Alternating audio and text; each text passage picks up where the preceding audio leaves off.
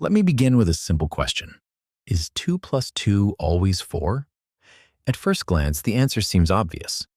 Philosophy invites us to pause, to look again at what appears most certain. René Descartes, for instance, proposed a method of radical doubt, asking whether even the clearest truths might be false. What if a malicious demon were deceiving us, not only about the world, but even about arithmetic itself? Before Descartes reaches the certainty of the cogito, arithmetic stands in a curious position. It seems clear and distinct, yet still vulnerable to doubt.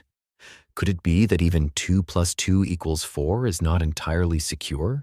A student once told me, 2 plus 2 is not always 4.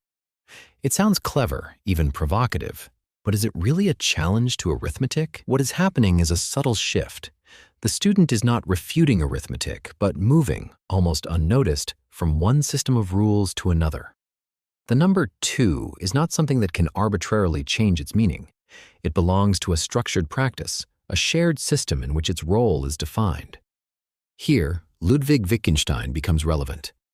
To understand a concept is not simply to know a definition, but to know how to use it within a language game. So when someone claims that 2 plus 2 is not always 4, without explanation, they are not discovering a new truth. They are changing the game. Consider a game of chess.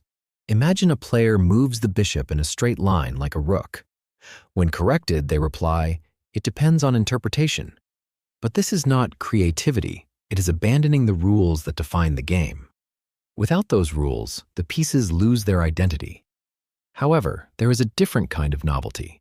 A surprising move, like sacrificing the queen, may seem absurd at first, yet reveal deep strategy. This does not break the rules, it explores them fully. Similarly, one could construct a different numerical system where expressions look different. But in that case, one is not disproving arithmetic, only creating a new framework with its own consistency. The deeper point is this: arithmetic is not an empirical claim that might fail.